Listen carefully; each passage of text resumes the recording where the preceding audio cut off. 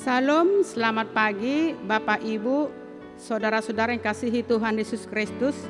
Kita berjumpa kembali dalam renungan harian HKBP Jambi. Sebelum kita memulai aktivitas kita pada pagi hari ini, marilah kita terlebih dahulu mendengarkan firman Tuhan dan sebelumnya kita bersatu di dalam doa. Segala puji dan syukur kami persembahkan kepadamu, Allah Bapa kami yang bertata dalam kerajaan sorga. Atas segala berkat, anugerah dan penyertaan-Mu, Kau masih berikan kepada kami kesehatan dan kesempatan untuk mendengarkan firman-Mu di pagi hari ini sebelum kami memulai aktivitas kami. Berbicaralah Engkau Tuhan, kami sudah siap untuk mendengarkan firman-Mu yang menjadi kehidupan bagi kami. Dalam nama Tuhan Yesus Kristus kami berdoa dan mengucap syukur. Amin.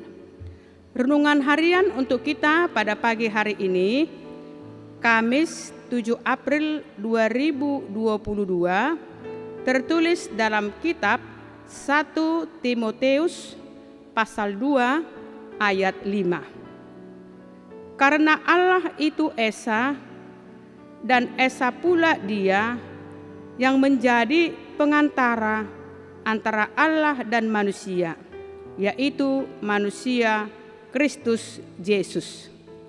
Saudara yang kasihi Tuhan Yesus Kristus, renungan kita pada pagi hari ini adalah sebahagian dari nasihat Rasul Paulus kepada Timotius di dalam tugas pemberitaan Injil yang telah dipercayakan kepadanya di tengah-tengah jemaat Efesus, agar Timotius turut mendoakan semua orang, termasuk orang yang belum mengenal kebenaran daripada firman Tuhan.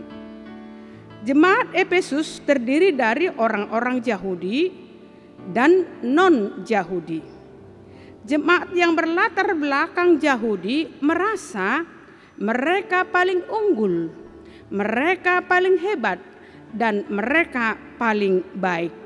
Sementara mereka yang berlatar belakang non-Yahudi merasa ada kebenaran lain selain kebenaran di dalam Yesus Kristus, sehingga mereka menganggap keselamatan itu bisa diperoleh dari apa yang pernah mereka lihat, seperti pemujaan terhadap dewa dan dewi.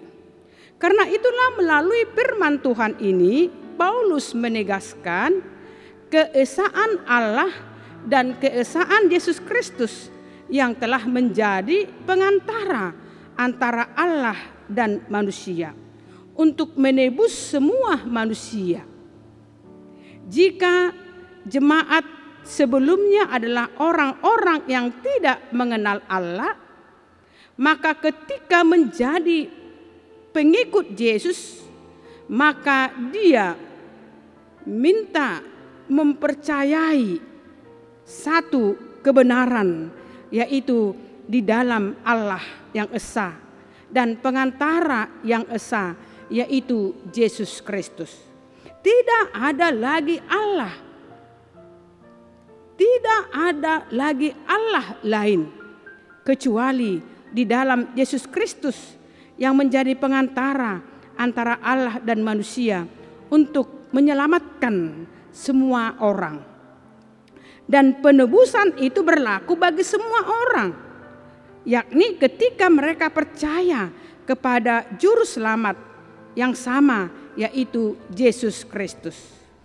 Kemudian Paulus menegaskan iman kepercayaan itu harus dinyatakan di dalam kehidupan sehari-hari, baik dalam ibadah dan kehidupan kita sehari-hari, dalam hal bagaimana kita berinteraksi, bagaimana kita berhubungan, bagaimana kita bersekutu di dalam gereja dan di luar gereja, bersama-sama dengan orang-orang yang tidak seiman untuk menyaksikan karya penebusan Allah di dalam Yesus Kristus.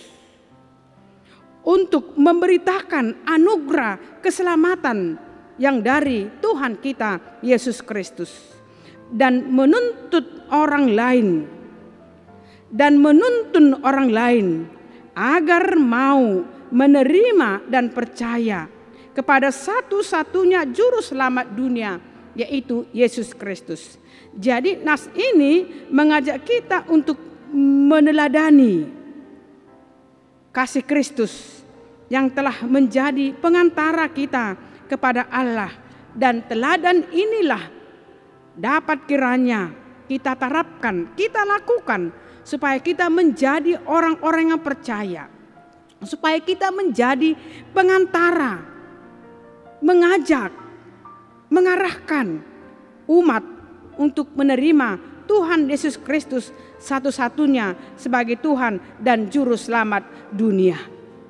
Yohanes 14 ayat 6 mengatakan, "Akulah jalan dan kebenaran dan hidup. Tidak ada seorang pun yang datang kepada Bapa kalau tidak melalui aku." Oleh sebab itu, saudara kasih Tuhan Yesus Kristus, marilah terimalah Yesus Kristus satu-satunya juru selamat kita di tengah-tengah hidup dan kehidupan kita.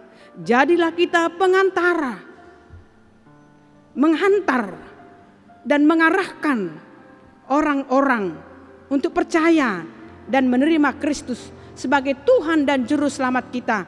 Melalui perilaku kita, melalui kehidupan kita sehari-hari, kita tunjukkan identitas kita bahwa kita adalah orang yang percaya kepada Tuhan Yesus Kristus satu-satunya Tuhan dan Juru Selamat kita.